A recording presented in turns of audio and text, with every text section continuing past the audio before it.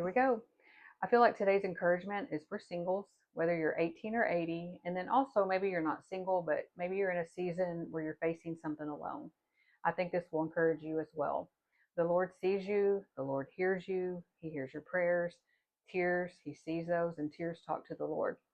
But what I want to talk to you tonight is the Lord responds to thoughts. And so, where this comes from is my reading that I'm currently doing in the book of Mark. Mark chapter 2, verse 6 through 8, it describes in that it says they reasoned in their heart. And then another translation said they thought to themselves. And in those thoughts, they were making accusations about Jesus. And at the end of that, Jesus responds to those thoughts. And so that's what I want to talk about tonight and how the Lord responded to my thoughts, but in a different way. So this summer, I started attending farmers markets, setting up as a vendor with my children's book. And at the very first one, I had a balloon arch that did not work out. The arch is flimsy, and the balloons I had are reusable, and they were too heavy.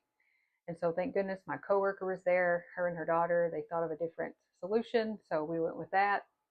But in that struggle with that balloon arch, just for a moment, and it was this quick, I thought to myself, this is the time when I miss having a husband, because I knew the husband would figure it out some way, somehow.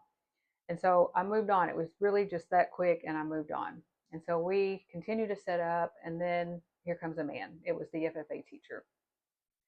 And he asked, what's going on? He saw the balloons, and I explained it didn't work out. They're too heavy. I didn't have time to deal with it. He asked a few questions about how I wanted it, and then he left. So then he comes back, and lo and behold, he sets up the balloon arch. And so I immediately knew that that was the Lord that responded to my thought. And I was really thankful. And I don't even think I told him that, but it's my cousin, Todd House. And he would have done that for anyone. If that would have been a stranger, he would have done that for them as well. But I just thought, thank you. And then I just thought, wow, I didn't pray for it. I didn't, fast and, journal it. It was just a thought. And then at another event, I was alone at the event, and I just felt uneasy at the event. And to myself and my thoughts, I just said, you know, I'm a little scared or worried, especially when the event closes. That was this quick as well. I went on and continued with the event, and then walks by a policeman in uniform who just so happened to be a pastor at my church. And I immediately knew that the Lord had responded to my thought. And then the last one was at a vendor market, and it was about 2.5 hours from my home. And it was really hot. And I had a drink earlier that morning, but it didn't last, and I was alone. And so I couldn't really get up and go do anything because I was tending the booth. Well, I just so happened to text a friend who is also about 2.5 hours away, and she was there, and she was actually coming to the event. And so in that thing, I had just thought that I wished I had somebody there, and then there she responded to the text. So I do want you to know that the Lord responds to your thoughts. So you need to think about what your thoughts are and make sure they're good, because He does respond to them. But I want to back that up with verse as well. In Psalm 139, verses 1 through 4, it says, O Lord, you have searched me and known me. You know my sitting down and my rising up. You understand my thought afar off. Psalm 94:11, the Lord knows the thoughts of man. And then in First Chronicles 28:9, it says, For the Lord searches all of our hearts and understands every plan and every thought. So just remember that the Lord does respond to our thoughts. And so, kind of back to being single, I wanted to share these verses as well, because it is at times it's hard, especially at vendor events. The setting up, the breaking down, the getting the product ready. It's very hard.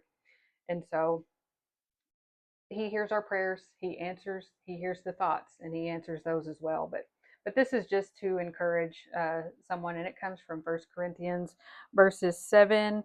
I'm going to read 7, 8, and then 28.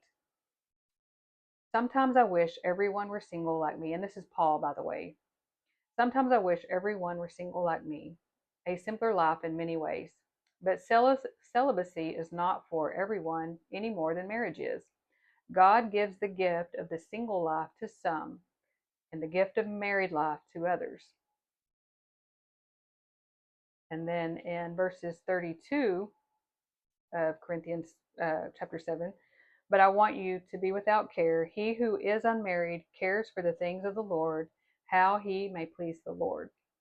And so, whether you are single or whether you're not married in a relationship or not, this is for everyone, which is Psalm 37:4. It says, delight yourself also in the Lord, and he shall give you the desires of your heart. And so just be trusting in that, believing in that. One of the things that I continually do, especially as a single person, is I am in a single season. And one of the things that I do is trust in the Lord. He is my provider.